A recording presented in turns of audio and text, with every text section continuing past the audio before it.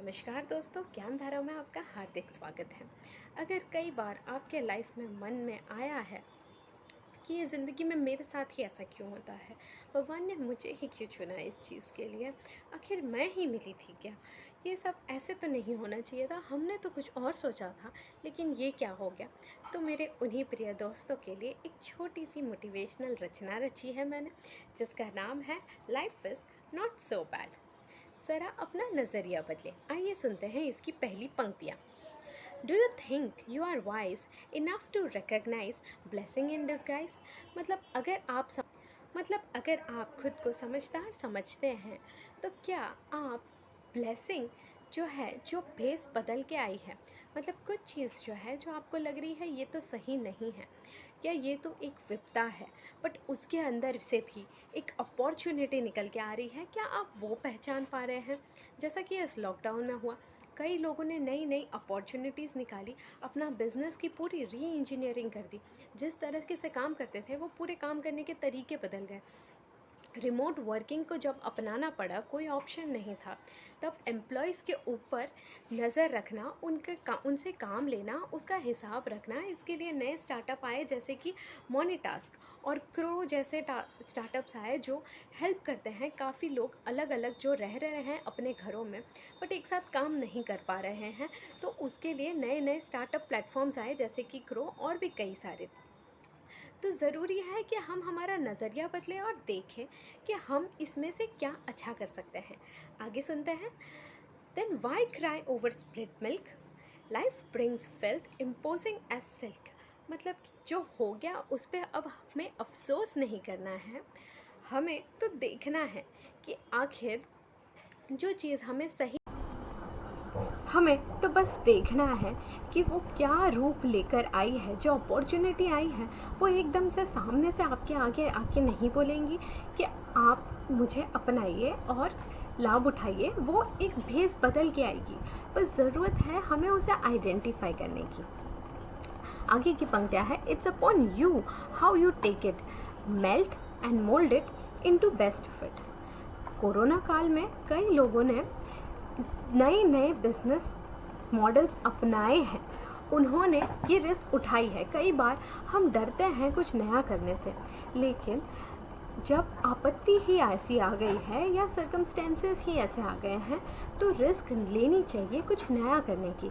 जैसे कि कई लोगों ने अपने बिजनेस मॉडल को ऑनलाइन लेके गए। अब जब वो ऑनलाइन लेके गए हैं, तब उनकी जो छोटी सी दुनिया थी, जो छोटा सा संसार था जिसमें कुछ ग्राहक ही होते थे, ऑनलाइन ले जाने के कारण वो दुनिया भर के ग्राहकों तक पहुंचने लगे हैं और अब उनका विस्तार हुआ है, उनका जो बिजनेस था उसका विस्तार हुआ है।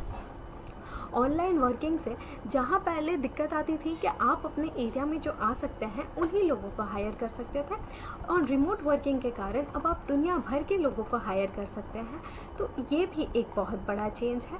और इसी तरह से दूसरी चीज़ों में कई NGOs नहीं ऊपर निकल कर आए हैं, जिन्होंने ये अपना धर्म समझा कि हम सब जगह हेल्प करें। तो काफ़ी सारे NGOs भी ऐसे निकल कर आए हैं जिन लोगों ने समझा कि ऑक्सीजन की वैल्यू क्या है। बड़े बड़े लेवल पे ट्री प्लांटेशन करवाया है, मतलब कि वृक्षारोपण करवाया गया।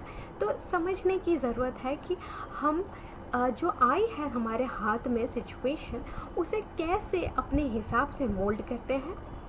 आगे की पंक्ति सुने। इट्स नॉट अबाउट मिस्टिसिज्म और rationalism, neither about pessimism, it's about optimism. यहाँ बात हो रही है कि ये मिस्टिसिज्म नहीं है, मतलब कि जो अंधाधुन भक्त होते हैं किसी बाबा के या भगवान के, तो हम उन पे नहीं छोड़ सकते कि भगवान सब सही करेंगे, हम कुछ नहीं करेंगे, हम भगवान की राह देखेंगे। तो यहाँ उसकी बात नहीं हो रही है। दूसरा यहाँ कहा गया है, इट्स नॉट अबाउट मिस्टिसिज्म और रैशनलिज्म। रैशनलिज्म यानी कि जो लोग हर चीज़ों को लॉजिक के साथ जोड़ते हैं। तो जो अगर ऐसा सोच रहे हैं कि पिछले साल हमारे घर में हमने इतने लोगों को खोया, हमारा इतना नुकसान हुआ, ये हुआ, वो हुआ, ये सब हुआ, तो ये साल भी लगभग वैसा ही होगा, तो ऐसा ज़रूरी नहीं है। इतिहास हर बार नहीं दोहराता। पिछली लहर में जो नुकसान हुआ, ज़रूरी नहीं है कि इस लहर में आने वाली लहर में भी उतना ही नुकसान हो, क्योंकि अब हम सतर्क हैं और अब हमारे पास काफ़ी सारे प्रिकॉशंस और दवाइयाँ, डोजेस भी आ चुकी हैं। आगे बात हो रही है नाइदर अबाउट पेसिमिज्म, मतलब जो लोग हमेशा नेगेटिव ही सोचते हैं कि इतने लोग तो स्वाहा हो ही चुके हैं कोरोना में, तो हम कहाँ तक टिक जाएंगे, हम भी स्वाहा हो ही जाएंगे, तो अब कुछ करने से क्या फ़ायदा है। तो बात उसकी भी नहीं है, बात है इट्स अबाउट ऑप्टिमिज्म, मतलब आप पॉजिटिव सोचें कि आप क्या कर सकते हैं। कई लोगों ने इस काल में बाहर आए हैं, लोगों की मदद करी है, जैसे कि जो लोगों को कोरोना हो गया है उन लोगों के यहाँ तक टिफ़िन पहुँचाना, क्योंकि वो लोग खाना नहीं बना सकते, इस तरह से। और मास लेवल पे ऑक्सीजन के लिए ट्री प्लांटेशन, वृक्षारोपण करना, इस टाइप की पॉजिटिव चीज़ें आई है। कई लोगों ने नए नए सॉल्यूशंस निकाले हैं, जैसे कि जो बिजनेसेस एकदम पूरे मर्ज होने की कगार पे आ रहे हैं, उनको कैसे चैनल में लाया जाए, उनके लिए कई सारे नए नए इनोवेशंस लेके आए हैं। जियो मार्ट आया है, जियो ने काफ़ी सारी टेक्नोलॉजीज़ लेके आई है। तो उन सब का फ़ायदा लेते हुए कस्टमर्स और सेलर्स, ये सबको आगे लाया गया है ताकि इकोनॉमी पीछे नहीं जाए, एक कदम आगे जाए। सिंगापुर ने सिर्फ 50 साल, मात्र आज़ादी के बाद मात्र 50 साल ने इतना डेवलप कर दिया कि आज वो एक डेवलपिंग कंट्री है।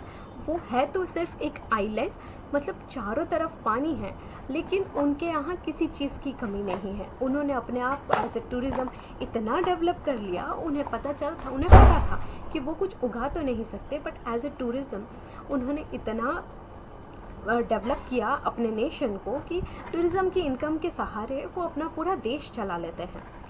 आगे की पंक्तियाँ सुनते हैं। Dust your glasses for enhance clarity, when in confusion you will be guided by morality. मतलब आप देखिए, आपकी आंखों पे जो धूल लगी हुई है उसे हटाइए। ज़रूरी नहीं है जैसे आप पहले काम करते थे अभी करेंगे। छोटे छोटे व्यापारियों ने फ्रेश बुक्स, खाता बुक्स जैसे अकाउंटिंग सॉफ्टवेयर डालने चालू करे हैं, जहाँ पे उन्हें सब मिल रहा है, अकाउंटिंग का इनवॉइसेस, क्लाइंट्स के साथ रिलेशन, इनफैक्ट रेजर पे जैसे नए नए ऐप्स डाले हैं जिससे वो पेमेंट्स भी ले पा रहे हैं। तो ये एक उन्नति की राह में एक कदम आगे बढ़ाया गया है। और यहाँ पे ज़रूरी है कि आप समझें भी कि आपको किस दिशा में जाना है, क्योंकि आगे की लाइन कह रही है when in confusion you will be guided by morality. तो जब ये कोरोना काल आया, लोगों के पास दो ऑप्शन थे। कुछ लोगों ने काला बाजारी करना ठीक समझा, जहां लोग इतने तड़प रहे हैं, हाहाकार मच रहा है ऑक्सीजन के लिए, वहां कुछ नए स्टार्टअप्स आए जिन्होंने स्प्लिट वेंटिलेटर्स निकाले, यानी कि जो एग्जिस्टिंग वेंटिलेटर्स हैं उन्हें ही स्प्लिट कर दिया जाए ताकि ज़्यादा से ज़्यादा पेशेंट्स का इलाज हो सके। दूसरी ओर हमने कुछ ऐसे भी लोग देखे जिन्होंने रेमडेसिविर जैसे इंजेक्शन्स की काला बाजारी करी, ऑक्सीजन की काला बाजारी करी, और इस सिचुएशन में अपना मुनाफा बनाना सही समझा। तो इस समय पे ज़रूरत है आप मोरालिटी से सही, आप मोरालिटी मीन्स आपके अंदर जो संस्कार है, आपके अंदर का जो कंसाइंस है, एक अंतरात्मा है, उससे ज़रा पूछें कि क्या आप जो करने जा रहे हैं, आप जो कदम उठाने वाले हैं, जिस दिशा में बढ़ रहे हैं, जो स्टेप उठाने वाले हैं इस काल में, तो क्या उसे लोगों का या हित होने वाला है। क्योंकि काला बाजारी करने वालों ने सिर्फ अपना हित सोचा, लोगों का नहीं। तो हमें इस बारे में सोचना है कि हम जो करने वाले हैं उससे कितने लोगों का हित होने वाला है और कितने लोगों का नुकसान। तो बस इसी के साथ आज की ये रचना समाप्त होती है। वीडियो देखने के लिए धन्यवाद।